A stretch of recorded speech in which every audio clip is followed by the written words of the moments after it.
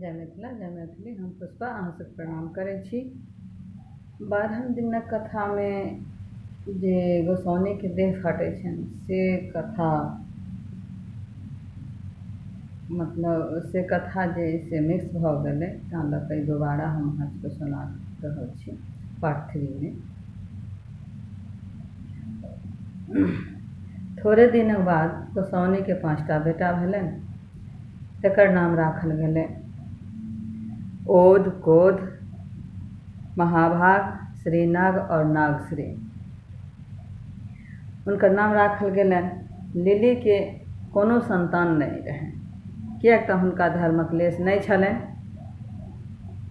गोसाउनी धर्मात्मा छलीह तेँ भरल पुरल रहथिन और गोसाउनी भरल पुरल भेली।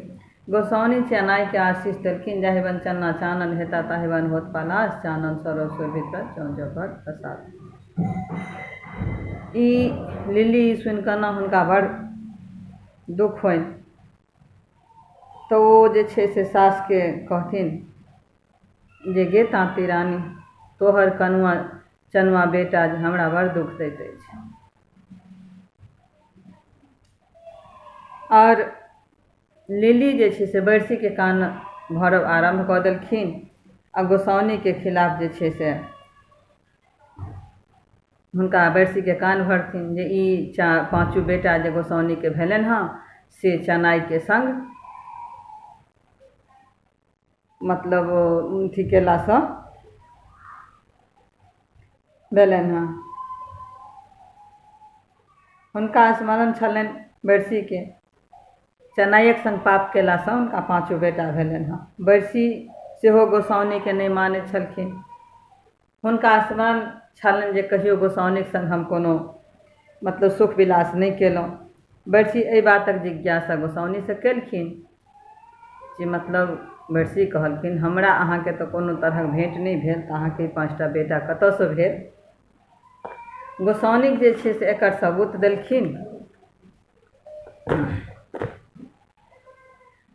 हुनका जे गेल रहथिन यात्रामे चनाइ, बरसी और गोसाउनी तऽ बेस बदलि कऽ गेल रहथिन, तऽ गोसाउनीके संग जे बरसी सुख विलास करै छलखिन तकर सबूतक लेल ओ पासा जे पलंग तरमे गाड़ने रहथिन से देखौलखिन।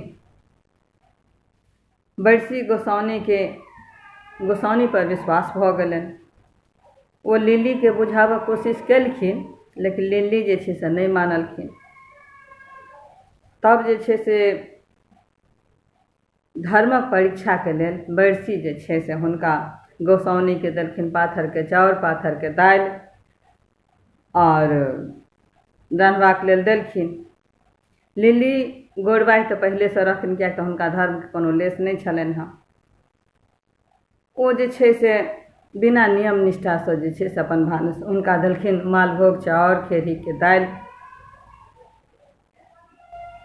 ईसब अपन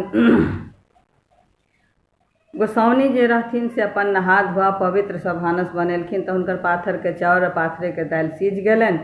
लेकिन लिली जे छै से मतलब चूल्हा पर चढ़ा देलखिन। अपने कतहु घुमै छी पैर लऽ कऽ चूल्हा आँच घुसकाबै छथिन, किछो करै छथिन, हुनकर ने चाउर सिझलनि ने दालि सिझलनि। आब जे छै से गोसाउनी धर्मात्मा रहथिन, ओ नियम निष्ठासँ भानस भात खेलखिन तऽ हुनकर पाथरके चाउर पाथरके दालि सिझ गेलनि, लिलीके नहि सिझलनि। ई देख कऽ लोक सबके गोसाउनीके प्रशंसा हुअ लगलनि, धर्मक की कहै छै जे प्रशंसा केलक। ई सुनि कऽ गोसाउनीके गौरवे जे छै से हुनकर देह फाटि गेलनि जे हुनकर प्रशंसा जे करनि जे लिली गोसाउनी धर्मात्मा छथिन, ई पाथरके चाउर पाथरके दालि सिझ गेलनि, से सब सुनि कऽ जे हुनका गौरव एतेक भऽ गेलनि गौरवे हुनकर देह फाटि गेलनि। तेँ लऽ कऽ लोक कहै छै ने, कोनो चीजके लेल जे छै कखनो कोनो चीज पर गौरव नहि करी, कखन की रहै छै नहि रहै छै से। तऽ ई कथाके इएह अर्थ है जे कखनो जे छै से कोनो चीज पर गौरव नहि करी। धन्यवाद।